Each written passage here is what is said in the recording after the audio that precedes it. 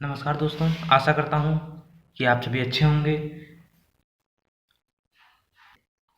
आज का हमारा टॉपिक था कि हमारे जो न्यूमेरिकल्स थे वो हमें आज करने थे। तो जैसे कि स्क्रीन पे दे रखा है, ये हमारा न्यूमेरिकल 10 डिग्री सेल्सियस पर 10 ग्राम कार्बनिक पदार्थ 1 लीटर विलयन में घुलने पर, कितने लीटर? 1 लीटर विलयन में घुलने पर प्राप्त विलयन का परासरण दाब कितना दे रखा है? 1.18 एटीएम, मतलब वायुमंडलीय दाब, मतलब एटमॉस्फेरिक प्रेशर है तथा पदार्थ का अणुभार आपको क्या करना है? ज्ञात करना है।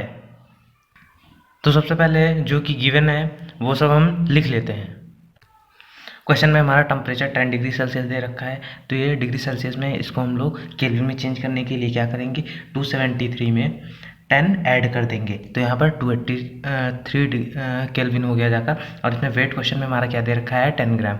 और यहाँ पर प्रेशर 1.1 एटीएम दे रखा है। और वॉल्यूम क्वेश्चन में क्या दे रखा है? पदार्थ 1 लीटर विलयन में, मतलब वॉल्यूम कितना दे रखा है? 1 लीटर। तो इस हिसाब से सबसे पहले हमें क्या फार्मूला पता होना चाहिए। तो हमारा फार्मूला PV इक्वल NRT या PV इक्वल NST हम लोग जानते हैं।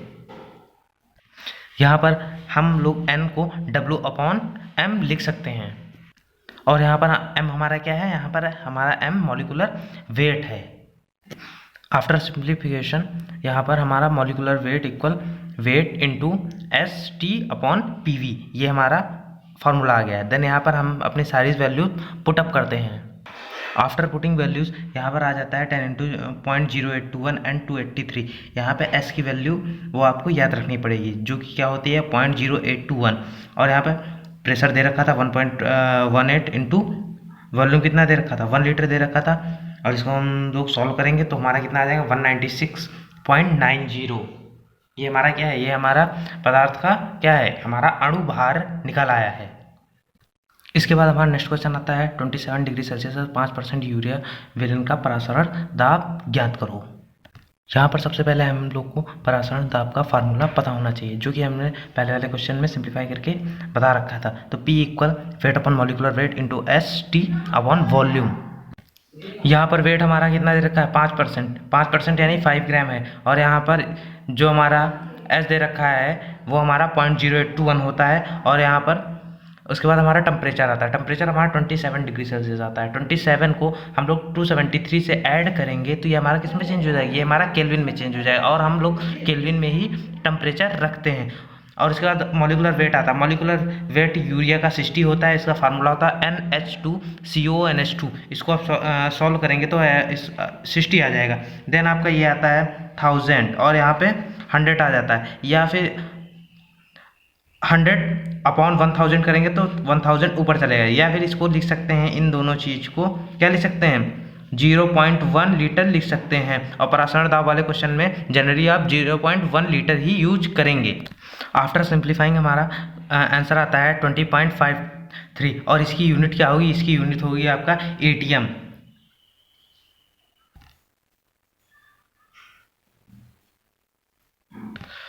उसके बाद हमारा नेक्स्ट क्वेश्चन आता है 27 डिग्री सेल्सियस पर यूरिया के M/10 सॉल्यूशन का परासरण दाब ज्ञात कीजिए। ये हमारा सेकंड टाइप ऑफ क्वेश्चन है परासरण दाब का। तो सबसे पहले यहाँ पर जो टेम्परेचर दे रखा है उसको हम लोग डिग्री सेल्सियस में दे रखा है, वो हम लोग किस में चेंज करेंगे? केल्विन में। तो उसमें 273 ऐड करेंगे तो हमारा 300 केल्विन आ जाए। हमें निकालना है परासरण दाब। तो सबसे पहले हमें परासरण दाब का फार्मूला पता होना चाहिए। तो P इक्वल N/V ST। यहाँ पर N कितना दे रखा है? 1/10 दे रखा है। और S की वैल्यू क्या होती है? 0.0821। टेम्परेचर हमारा 300 दे रखा है। और यहाँ पर बात करते हैं वॉल्यूम की, क्योंकि वॉल्यूम इसमें कहीं पर दे नहीं रखा है आप लोगों को। आप लोग सोच रहे होंगे पर यहाँ पर दे रखा है, क्योंकि यहाँ पर मोलरिटी कितनी रखी है? M/10। और हमारा किस में होता है मोलरिटी हमारा लीटर में होता है। तो हमारा यहाँ पे जो वॉल्यूम है, तो वॉल्यूम कितना लिया जाएगा? वो यहाँ पे 1 लिया जाएगा, 1 लीटर। यहाँ पर मैंने 1 लीटर ले रखा है। आफ्टर सिंप्लीफाइंग 2.46 ATM आ जाएगा इसका परासरण दाब, यानी कि प्रेशर। इसके बाद हमारा नेक्स्ट क्वेश्चन आता है एक कार्बनिक यौगिक के 18 ग्राम को 1 लीटर घोलने पर प्राप्त विलयन का 293 टेम्परेचर 293 के पर परासरण दाब 2.414 इंटू 10⁵ न्यूटन मीटर स्क्वायर है। पदार्थ का अणुभार ज्ञात करो। यहाँ पर जो हमारा S या R दे रखा है 8.3 और इसकी जो कि हमारा परासरण दाब दे रखा है उसकी यूनिट है न्यूटन मीटर स्क्वायर, तो उसी हिसाब से हम लोग R को भी एडजस्ट करना पड़ेगा। तो यहाँ पर क्वेश्चन में दे रखा है 8.3 जूल पर केल्विन मोल। सो इस क्वेश्चन में हमें निकालना था अणुभार। तो अणुभार के लिए हम लोग को फार्मूले को इस प्रकार से एडजस्ट करना पड़ेगा। Molecular weight equal weight into S into T upon PV के फॉर्म में। इसके बाद हमारा सबसे पहले आता है वेट। वेट हमारा किस में दे रखा था, ग्राम में दे रखा था। उसको चेंज करने के लिए 1000 से हमको किलोग्राम में चेंज करने के लिए 1000 से हमको डिवाइड करना होगा। तो 1000 से हमने डिवाइड किया तो 10⁻³ आएगा।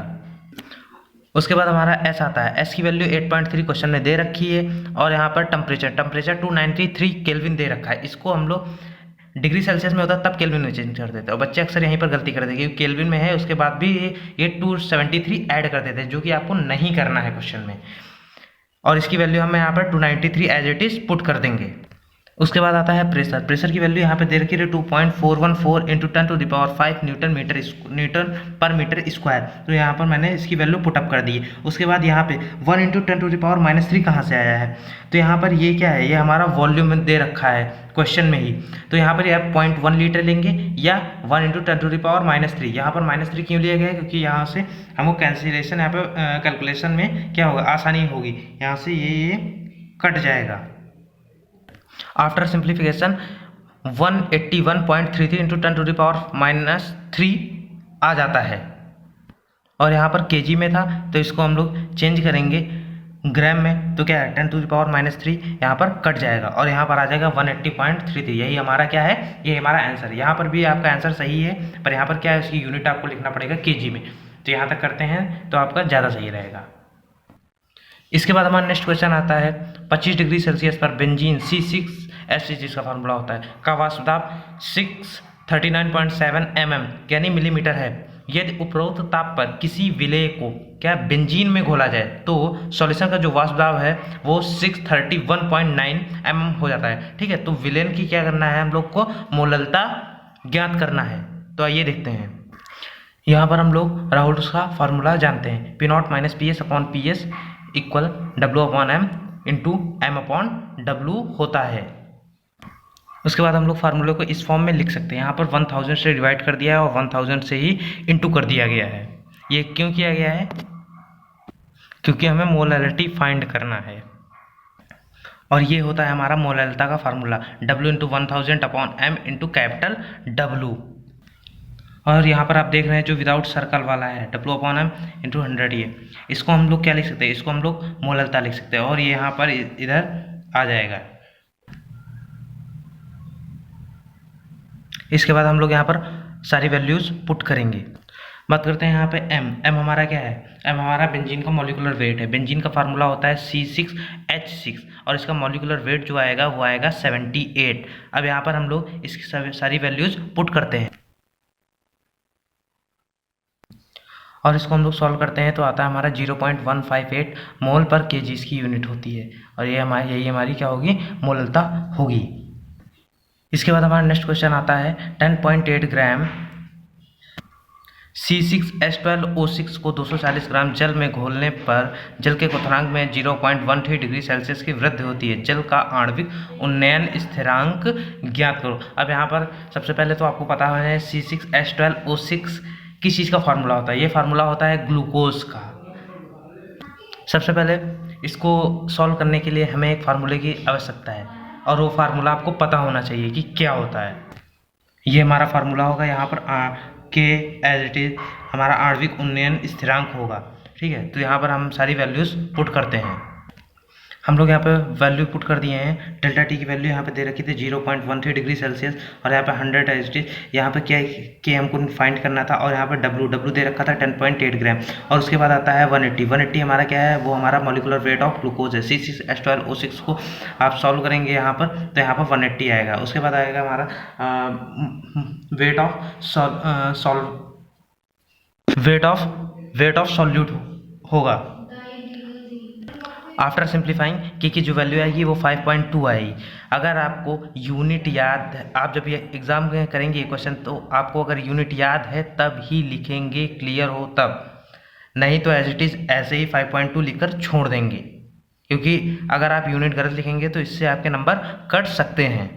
इसके बाद हमारा नेक्स्ट क्वेश्चन आता है, एक अवाष्पशील पदार्थ के 2.5 ग्राम का 100 ग्राम बेंजीन में विलयन शुद्ध बेंजीन के क्वथनांक से 0.42 डिग्री सेल्सियस अधिक ताप पर उबलता है, पदार्थ के अणुभार की गणना करो। ये as it is previous question की तरह होगा, ये आप लोग सॉल्व करेंगे। आशा करता हूँ कि आप लोग को मैंने जो अभी तक समझाया है वो अच्छी तरीके से समझ में आया होगा। दिस इज अनुभव साइनिंग ऑफ। मिलते हैं नेक्स्ट वीडियो में। जय हिंद।